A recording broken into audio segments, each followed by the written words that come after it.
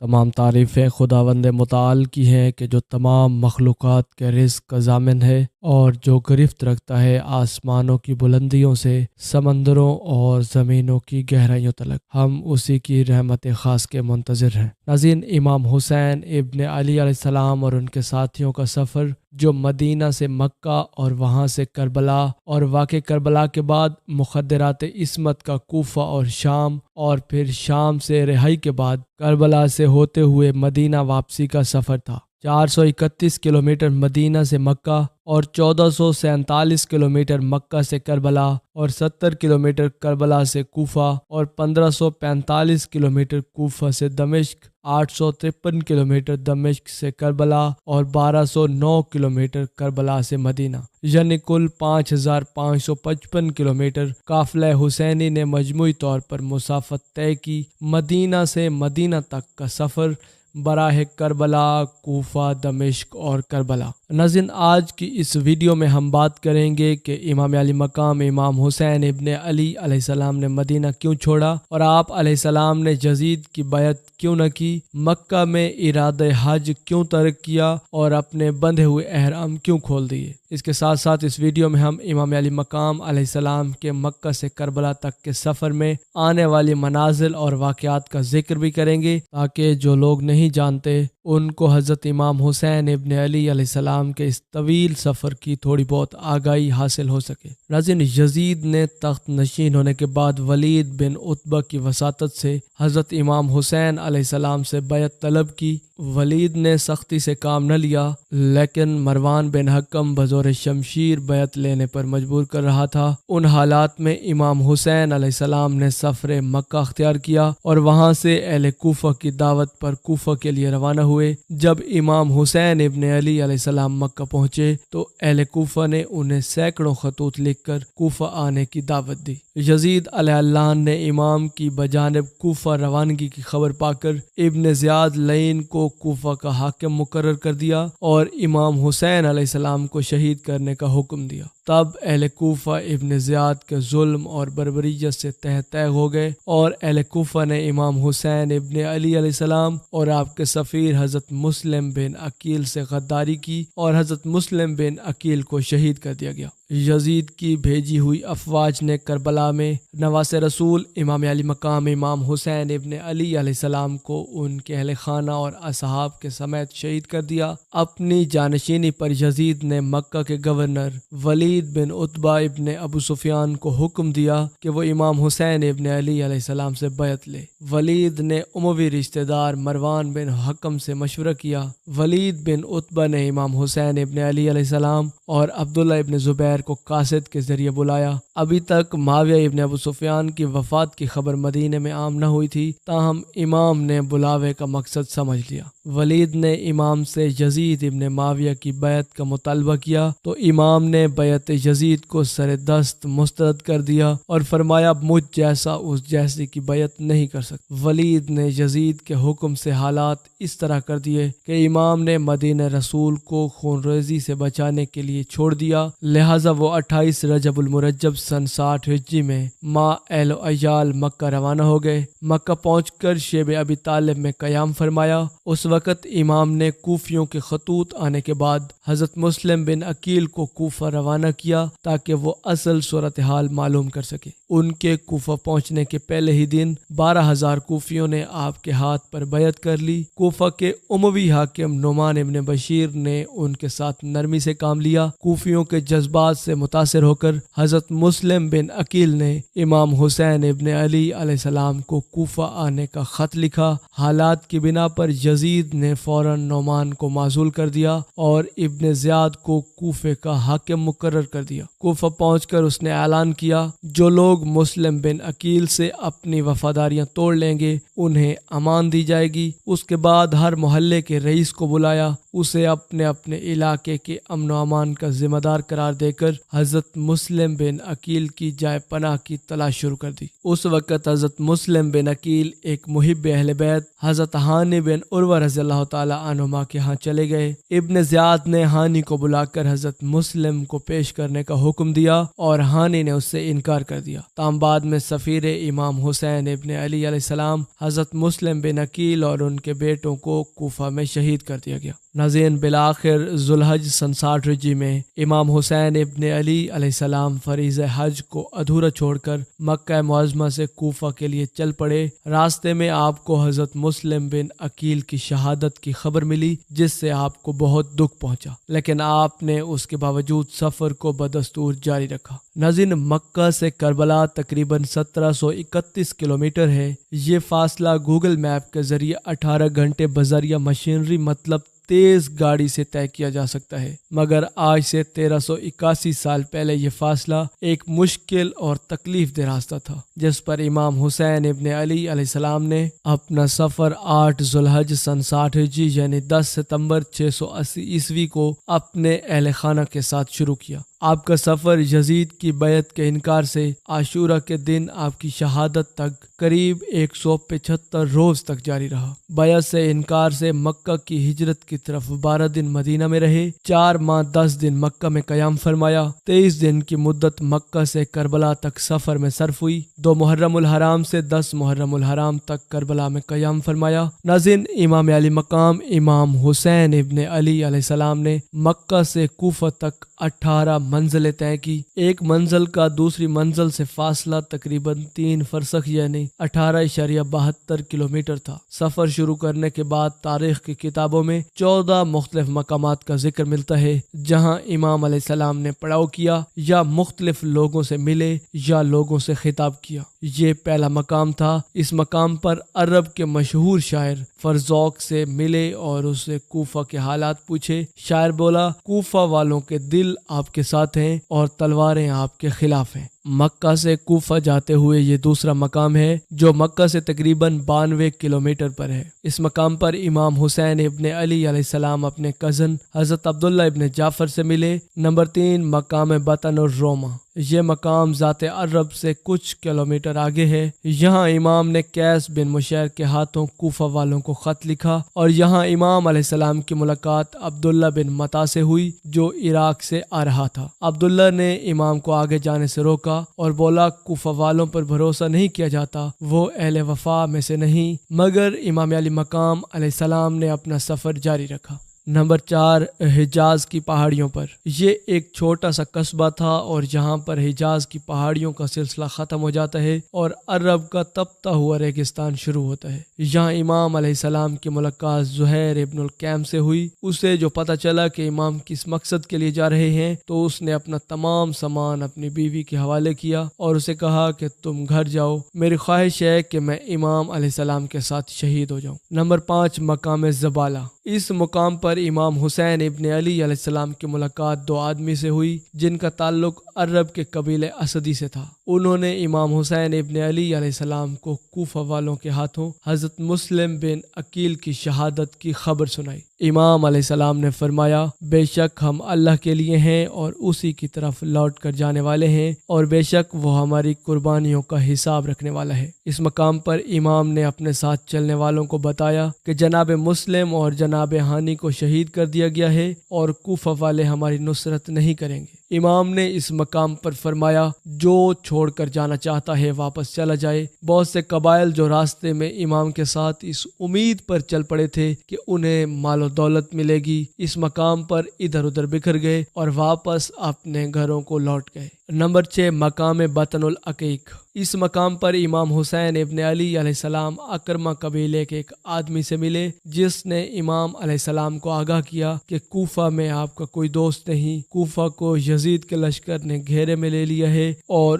اس کے داخلی اور خارجی دروازے بند کر دیے گئے ہیں، آپ کوفہ تشریف نہ لے جائیے۔ یہاں بھی امام علیہ السلام نے اپنا سفر جاری رکھا۔ نمبر 7 مقام صورت۔ اس مقام پر امام حسین ابن علی علیہ السلام نے اپنی رات بسر کی اور صبح اپنے قافلے سے کہا کہ جتنا پانی ہو سکے اپنے ساتھ لے لیں۔ نمبر 8 مقام شرف۔ ناظرین، اس مقام پر امام حسین ابن علی علیہ السلام کے ساتھیوں میں سے ایک نے بتایا کہ اس نے ایک لشکر کو اپنی طرف آتے دیکھا ہے۔ نمبر 9، مقام ذو حسن۔ اس مقام پر امام حسین ابن علی علیہ السلام کی ملاقات حور اور اس کے 1000 سپاہیوں سے ہوئی جنہوں نے آپ کا راستہ روکا۔ ناظرین، جب پتہ چلا کہ وہ سب پیاسے ہیں تو امام نے سب کو پانی پلانے کا حکم دیا اور بذات خود بھی سب کو پانی پلایا اور ان کے جانوروں کو بھی پانی پلایا گیا۔ اس مقام پر ظہر کی نماز ادا کی گئی اور سب نے مل کر امام کی امامت میں نماز ظہر ادا کی۔ اس مقام پر امام نے حور اور اس کی فوج سے خطاب کیا اور فرمایا، اہل کوفہ، تم لوگوں نے میرے پاس اپنے قاصد بھیجے اور مجھے خطوط لکھے کہ تم لوگوں کے پاس کوئی امام نہیں اور میں کوفہ آؤں اور تم لوگوں کو اللہ کے راستے میں اکٹھا کروں اور تم لوگ میری بیعت کر سکو۔ تم لوگوں نے لکھا ہے کہ آپ اہل بیت ہیں اور ہمارے معاملات کو ان لوگوں کی نسبت جو ناانصافی کرتے ہیں اور غلط ہیں بہتر طریقے سے حل کر سکتے ہیں۔ تم لوگوں نے اپنا ارادہ بدل لیا ہے اور منکر ہو گئے ہو، اہل بیت کے حقوق نہیں جانتے اور اپنے وعدوں سے پھر گئے ہو۔ نمبر 10، مقام عزا۔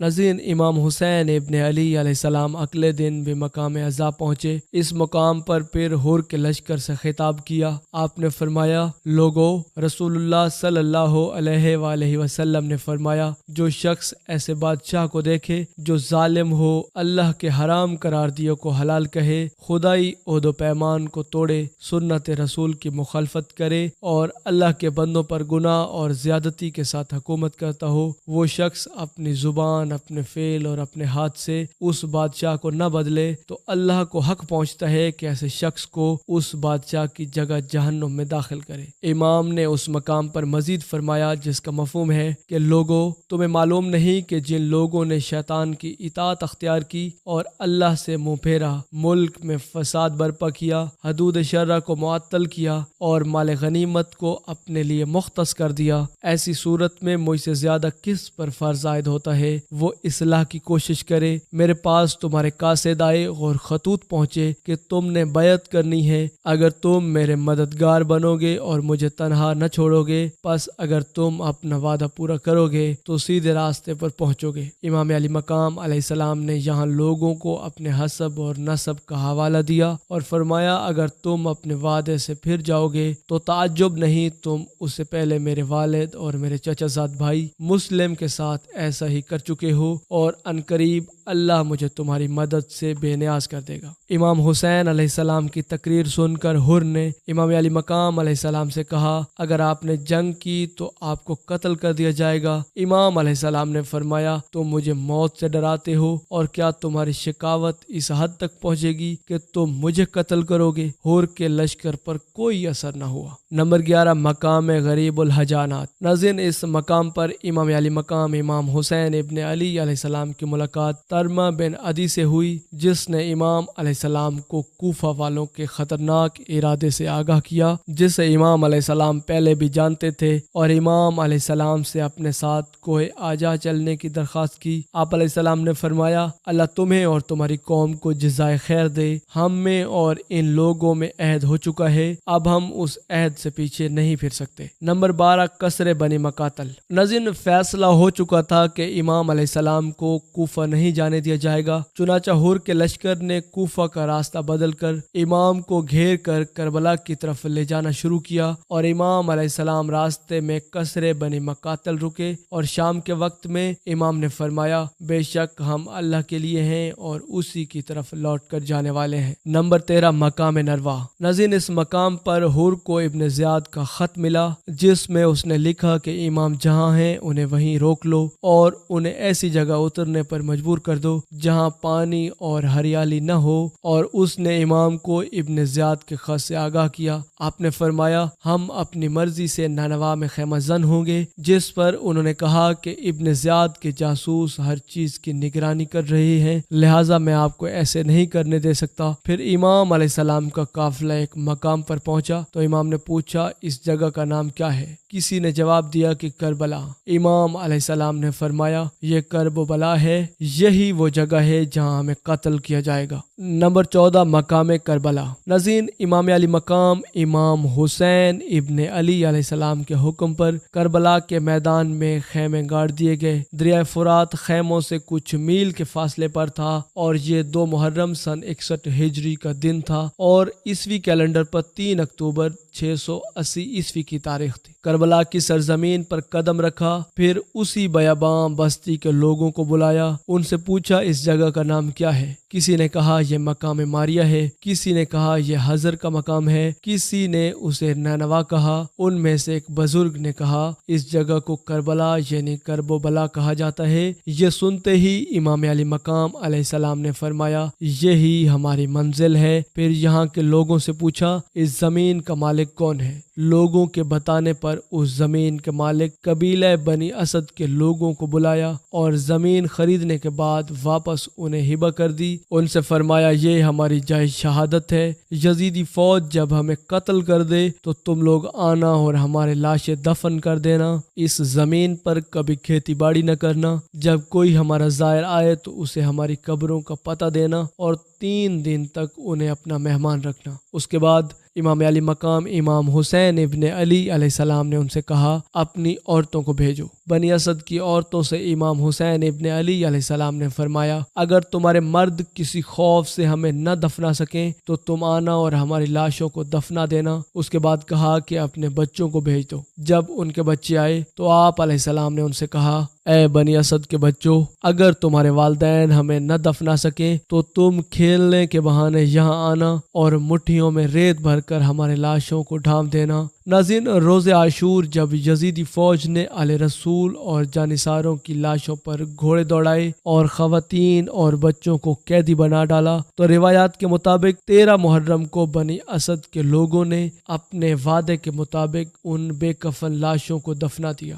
آج بھی بنی اسد کے لوگ اپنے مخصوص انداز میں روضہ حضرت امام حسین علیہ السلام پر مخصوص انداز میں حاضری دیتے ہیں۔ ناظرین، جب یزید کو خیمہ نصب کرنے کی اطلاع ملی تو اس نے حکم دیا کہ آپ کے خیمے وہاں سے ہٹا دیے جائیں۔ اس پر انصار جوش میں آ گئے اور حضرت عباس علمدار نے کہا کہ کس کی مجال ہے کہ میرے ہوتے ہوئے خیام حسینی کو یہاں سے ہٹایا جائے، لیکن امام علی مقام امام حسین ابن علی علیہ السلام نے سب کو سمجھا کر وہاں سے خیمے ہٹا لیے اور دریائے فرات سے 3 میل کے فاصلے پر میدان میں خیمے نصب کیے جہاں پانی کا دور دور تک کوئی نشان نہ تھا۔ ناظرین، ذات ارکا نامی جگہ پر بشر بن غالب الاسدی نامی ایک شخص امام کے خدمت میں پہنچ کر کوفہ کے حالات کی نزاکت کی اطلاع دیتا ہے۔ اس موقع پر امام علیہ السلام نے اس بات کی تصدیق کی۔ اس شخص نے امام سے کچھ سوالات کیے۔ آپ علیہ السلام نے فرمایا امام 2 طرح کے ہوتے ہیں، ایک وہ جو لوگوں کو ہدایت کرتا ہے جبکہ دوسرا وہ جو لوگوں کو ضلالت اور گمراہی کی طرف لے جاتا ہے۔ جو ہدایت کے امام کی پیروی کرتا ہے وہ بہشت میں جائے گا، جبکہ جو شخص ضلالت کے امام کی پیروی کرے گا وہ جہنم میں داخل ہوگا۔ ناظرین، بشر بن غالب نے اس وقت تو امام کا ساتھ نہ دیا،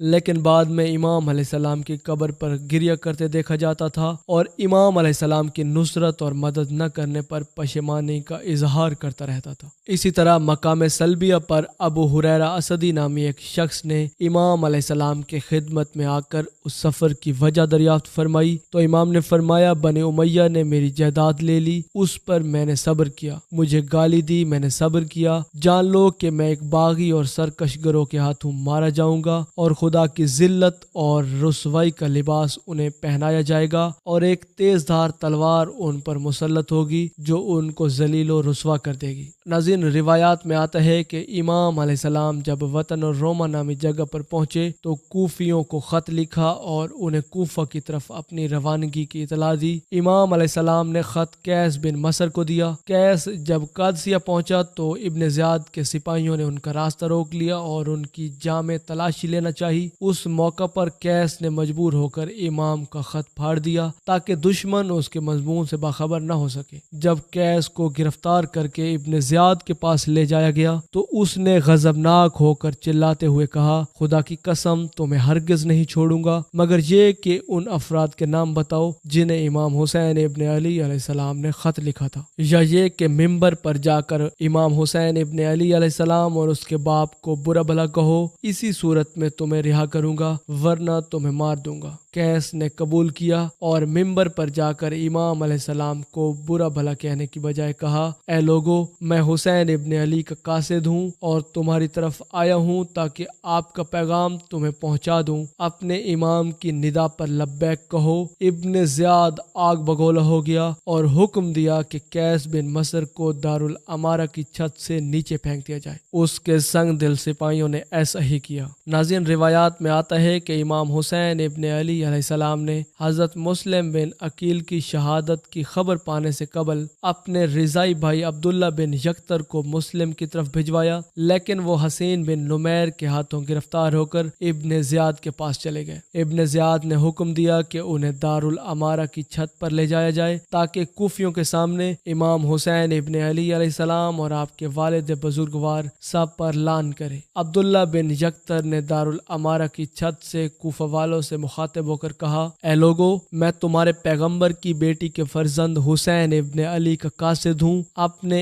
امام کی مدد کو دوڑو، ابن مرجانہ کے خلاف بغاوت کرو۔ ابن زیاد نے جب یہ دیکھا تو حکم دیا کہ انہیں چھت سے نیچے گرا دیا جائے اور اس کے گماشتوں نے ایسا ہی کیا۔ عبداللہ بن یکتر جانکی کی حالت میں تھے کہ ایک شخص نے آ کر انہیں قتل کر دیا۔ حضرت عبداللہ بن یکتر کی شہادت کی خبر حضرت مسلم اور حضرت ہانی کی شہادت کی خبر کے ہمراہ زبالہ کے مقام پر امام حسین ابن علی علیہ السلام کو ملی۔ امام حسین علیہ السلام نے بصرہ کے 5 قبائل عالیہ، بکر بن وائل، بنو تمیم، عبد القیس اور آزد کے سرداروں کے نام میں خط لکھا، جسے سلیمان بن زرین نامی ایک موالی کے توسط سے روانہ کیا۔ سلیمان نے 5 قبائل کے سرداروں مالک بن مسمی، عناف بن قیس، منظر بن جارود، مسعود بن عمر، قیس بن حسن اور عمر بن عبید اللہ میں سے ہر ایک کو خط کا نسخہ دیا۔ اس خط کا مضمون اور متن ایک ہی تھا، جو کچھ یوں تھا: میں تمہیں کتاب حق اور رسول اللہ صلی اللہ علیہ وآلہ وسلم کی طرف بلاتا ہوں۔ بے شک سنت نیست و نابود ہو گئی اور بدعتیں زندہ ہو گئی ہیں۔ تم میری بات سنو گے اور میرے فرمان کی پیروی کرو گے تو میں اس راہ راست کی طرف تمہاری رہنمائی کو آؤں گا۔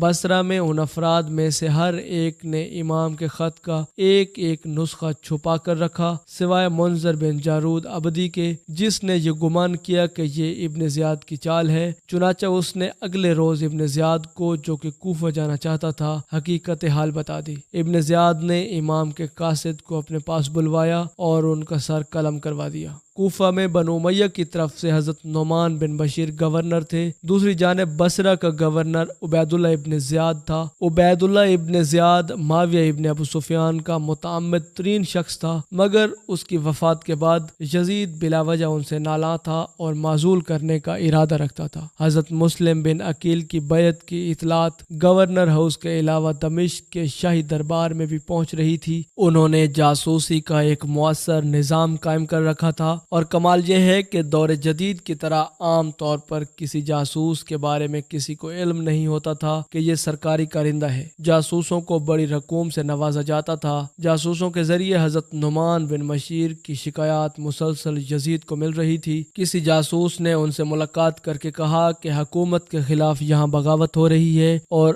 آپ گورنر ہوتے ہوئے خاموش ہیں، یا تو آپ کمزور ہیں یا آپ کے عزائم کچھ اور ہیں۔ تو نعمان بن بشیر جاسوس کے ارادوں کا ادراک نہ کر سکے اور انہوں نے کہا کہ میں گورنری کی قوت کو استعمال کر کے احکام الہی کے خلاف سرکشی اور خلق خدا پر ظلم نہیں ڈھا سکتا۔ جاسوس نے فوراً یہ اطلاع دمشق بھیج دی۔ اس پر یزید نے اپنے متعمد درباریوں سے مشورہ کیا تو انہوں نے اسے کہا کہ اگر آپ کے والد معاویہ زندہ ہوتے تو وہ ابن زیاد کی خدمات سے فائدہ ضرور اٹھاتے۔ ناظرین، ہانی بن عروہ حضرت امام حسین ابن علی علیہ السلام کے زبردست حامی تھے، مگر اس جاسوس کی مخبری اور پھر گواہی کے بعد سخت خلجان کا شکار ہو گئے۔ اب وہ زخمی حالت میں یہ سب منظر دیکھ رہے تھے۔ انہیں قید کرنے اور حضرت مسلم بن عقیل کو پکڑنے، قتل کرنے اور ان کا سر ابن زیاد کے سامنے پیش کرنے کا حکم جاری ہو چکا تھا۔ جس شخص نے یہ جاسوسی کی تھی اس کا نام مورخین نے سرجون بیان کیا ہے۔ کہا جاتا ہے کہ اسے یزید نے دمشق سے ابن زیاد کے پاس بھیجا تھا۔ حضرت مسلم بن عقیل کو ہانی بن عروہ کی گرفتاری کی اطلاع ملی تو انہوں نے اپنے حمایتیوں کو ساتھ لے کر مقابلہ کرنے کی ٹھانی۔ ان کے ساتھ 3,500 یا 4,000 کے لگ بھگ افراد میدان میں نکل کھڑے ہوئے، مگر جوں ہی ان بدبختوں کے بڑے بڑے سرداروں کو عبید اللہ ابن زیاد کے محل میں دیکھا گیا تو انہوں نے بالکونی سے اپنے اپنے قبیلے کے تمام لوگوں کی سرزنش کی، تو آہستہ آہستہ یہ بدعہد حضرت مسلم بن عقیل کا ساتھ چھوڑ کر منتشر ہو گئے اور آخر میں ان کے ساتھ صرف چند 100 افراد رہ گئے۔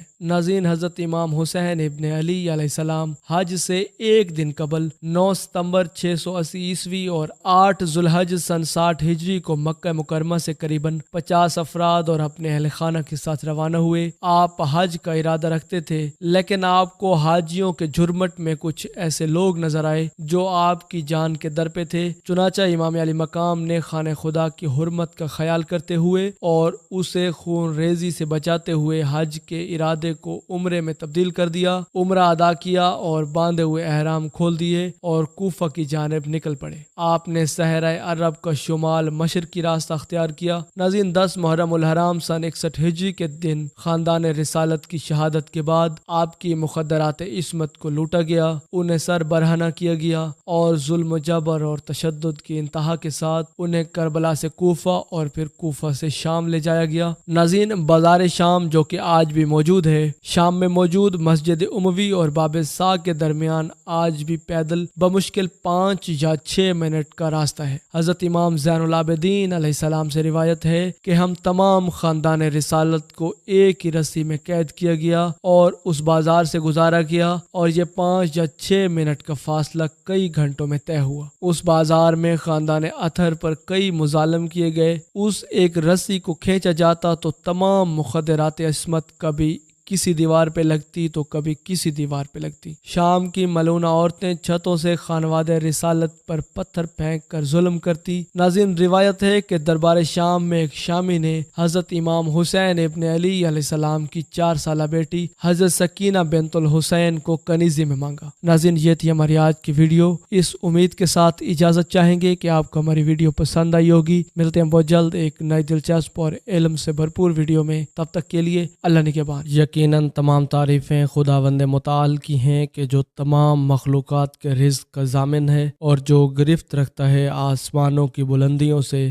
زمینوں اور سمندروں کی گہرائیوں تلک۔ ہم اسی کی رحمت واسعہ کے منتظر ہیں۔ ناظرین، حضرت علی ابن حسین کی کنیت ابو محمد اور لقب زین العابدین اور سجاد تھا۔ آپ امام علی مقام امام حسین ابن علی علیہ السلام کے بیٹے تھے اور آپ کی والدہ محترمہ کا نام بی بی شہربانو تھا۔ حضرت امام زین العابدین علیہ السلام کی ولادت باسعادت بعض روایات کے مطابق 15 جمادی الاول اور بعض روایات کے مطابق 15 جمادی الثانی کو ہوئی، جبکہ سال ولادت 38 ہجری تھا اور اس وقت امام زین العابدین علیہ السلام کے دادا جان حضرت علی ابن ابی طالب علیہ السلام عالم اسلام کے خلیفہ تھے۔ آپ کا نام آپ کے دادا علی کے نام پر رکھا گیا، جبکہ کنیت ابو الحسن اور ابو القاسم رکھی گئی۔ ولادت کے چند دن بعد آپ کی والدہ کا انتقال ہو گیا، جس کے بعد آپ کی خالہ گہن بانو جو محمد بن ابی بکر کی زوجہ تھی، انہوں نے اپنے شوہر محمد بن ابو بکر کے انتقال کے بعد شادی نہیں کی تھی۔ انہوں نے حضرت امام زین العابدین علیہ السلام کی پرورش فرمائی۔ 2 سال کی عمر میں آپ کے دادا حضرت علی ابن ابی طالب علیہ السلام کو شہید کر دیا گیا۔ ناظرین، حضرت امام زین العابدین علیہ السلام کا زہد و تقوی مشہور تھا۔ وضو کے وقت آپ کا رنگ زرد ہو جاتا تھا۔ پوچھا گیا تو فرمایا کہ میرا تصور کامل اپنے خالق کو معبود کی طرف ہوتا ہے اور اس کے جلال اور روب سے میری یہ حالت ہو جاتی ہے۔ ناظرین، نماز کی حالت یہ تھی کہ پاؤں کھڑے رہنے کی وجہ سے سوج جاتے تھے اور رات بھر جاگنے کی وجہ سے رنگ زرد ہو جاتا۔ نماز کے وقت آپ کا جسم لرزتا رہتا۔ سجدوں کی کثرت کی وجہ سے آپ کا نام سید الساجدین اور سجاد پڑ گیا تھا۔ ناظرین، علامہ ابن حجر مکی نے لکھا ہے، ایک دفعہ کسی شخص نے آپ کے سامنے آپ کی برائی کی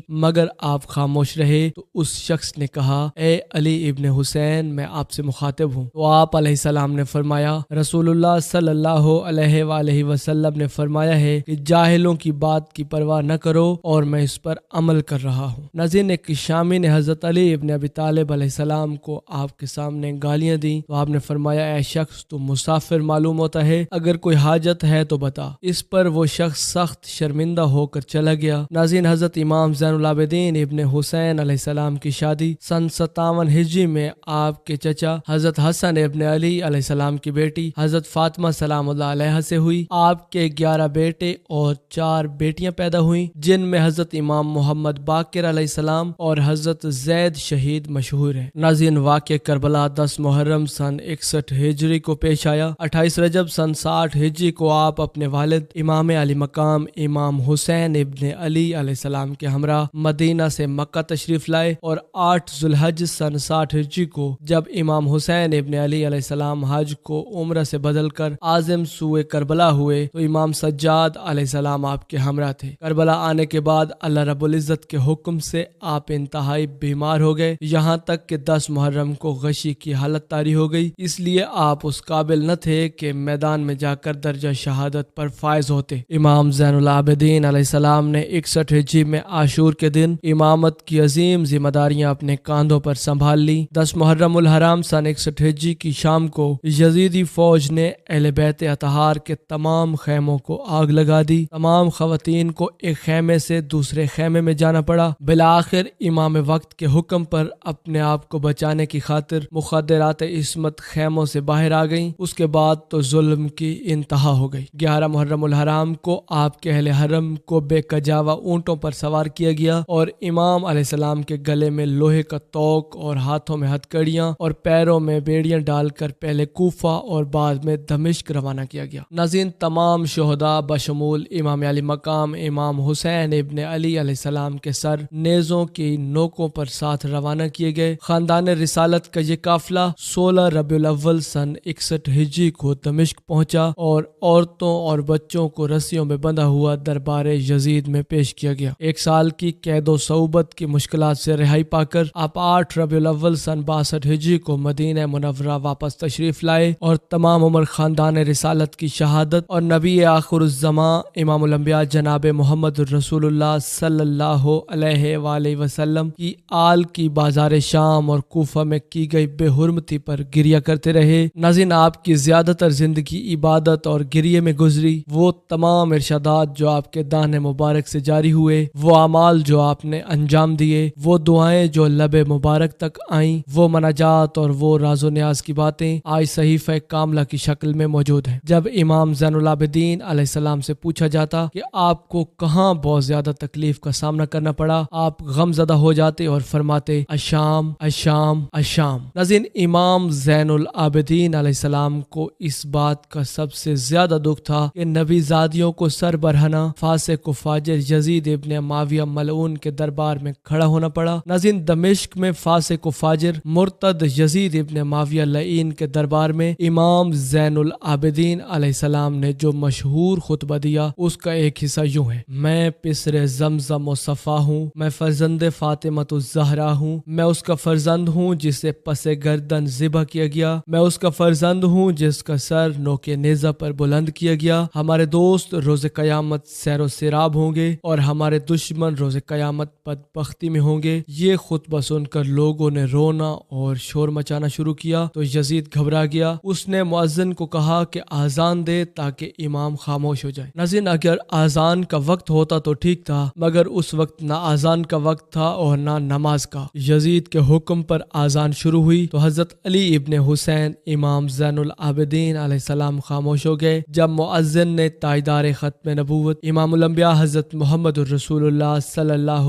علیہ وآلہ وسلم کی رسالت کی گواہی دی تو حضرت علی ابن حسین امام سجاد امام زین العابدین علیہ السلام رو پڑے اور کہا، اے یزید، تو بتا کہ محمد تیرے نانا تھے یا میرے؟ یزید نے کہا کہ آپ کے نانا تھے۔ تو حضرت علی ابن حسین نے فرمایا، پھر کیوں تو نے ان کے اہل بیت کو شہید کیا ہے؟ یہ سن کر یزید یہ کہتا ہوا چلا گیا کہ مجھے نماز سے کوئی واسطہ نہیں۔ اسی طرح آپ کا ایک اور خطبہ بھی مشہور ہے جو آپ نے مدینہ واپس آنے کے بعد دیا۔ آپ ربیع الاول سن 62 ہجری کو مدینہ واپس پہنچے، روضہ رسول صلی اللہ علیہ وآلہ وسلم پر پہنچے تو قبر اطہر پر گال رگڑ کر چند اشعار پڑھ کر فریاد پیش کی، جن کا ترجمہ یوں ہے: میں آپ سے فریاد کرتا ہوں اے نانا، اے تمام رسولوں میں سب سے بہتر، آپ کا محبوب حسین حسین شہید کر دیا گیا اور آپ کی نسل تباہ و برباد کر دی گئی۔ اے نانا، میں رنج و غم کا مارا آپ سے فریاد کرتا ہوں کہ مجھے قید کیا گیا اور میرا کوئی حامی اور مدافعت کرنے والا نہ تھا۔ اے نانا،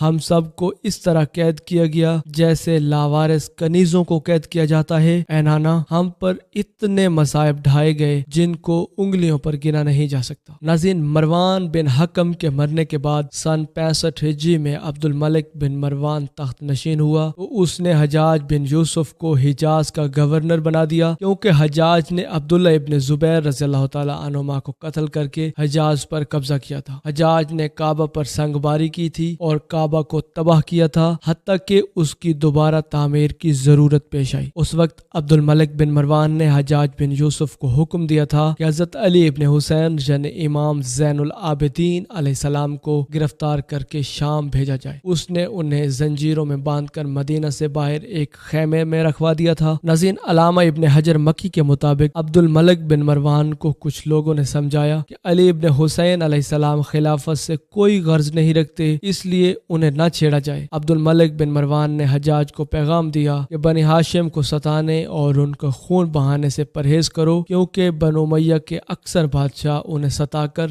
جلد تباہ و برباد ہو گئے۔ اس کے بعد انہیں حجاج نے چھوڑ دیا اور عبد الملک بن مروان کی زندگی میں زیادہ تنگ نہ کیا گیا۔ ناظرین، جب حجاج نے کعبہ کو تباہ کیا اور کعبہ کی دوبارہ تعمیر ہوئی تو حجر اسود کو نصب کرنے کا مسئلہ ہوا، کیونکہ جو کوئی بھی اسے نصب کرنا چاہتا تو حجر اسود متزلزل اور مضطرب رہتا اور اپنے مقام پر نہ ٹھہرتا۔ بالآخر حضرت امام زین العابدین علیہ السلام نے اسے بسم اللہ پڑھ کر نصب کیا تو بخوبی اپنی جگہ پر نصب ہو گیا۔ اگرچہ آپ گوشہ نشین تھے اور خلافت کی خواہش نہ تھی، مگر حکمرانوں کو ان کے روحانی اقتدار سے بھی بہت زیادہ خطرہ تھا اور خوف تھا کہ وہ کہیں خروج نہ کریں۔ چنانچہ 95 ہجری میں ولید بن عبد الملک لعین نے حضرت امام زین العابدین علیہ السلام کو زہر دے دیا۔ امام مظلوم حضرت علی ابن حسین ابن علی ابن ابی طالب علیہ السلام 25 محرم الحرام سن 95 ہجری کو درجہ شہادت پر فائز ہوئے۔ آپ کی تجہیز و تکفین آپ کے فرزند اور آپ کی مسند امامت کے وارث اور واقع کربلا کے چشمدید گواہ حضرت امام محمد باقر علیہ السلام نے کی، اور آپ کی تدفین جنت البقیع میں حضرت امام حسن ابن علی علیہ السلام کے پہلو میں کی گئی۔ آپ کی شہادت کے بعد آپ کا ایک اونٹ آپ کی قبر مبارک پر فریاد کرتا رہا اور آپ کی شہادت کے 3 دن بعد وہ بھی مر گیا۔ ناظرین، یہ تھی ہماری آج کی ویڈیو۔ اسی امید کے ساتھ اجازت دیجیے کہ آپ کو ہماری ویڈیو پسند آئی ہوگی۔ ملتے ہیں بہت جلد ایک نئی دلچسپ اور علم سے بھرپور ویڈیو میں، تب تک کے لیے اللہ نے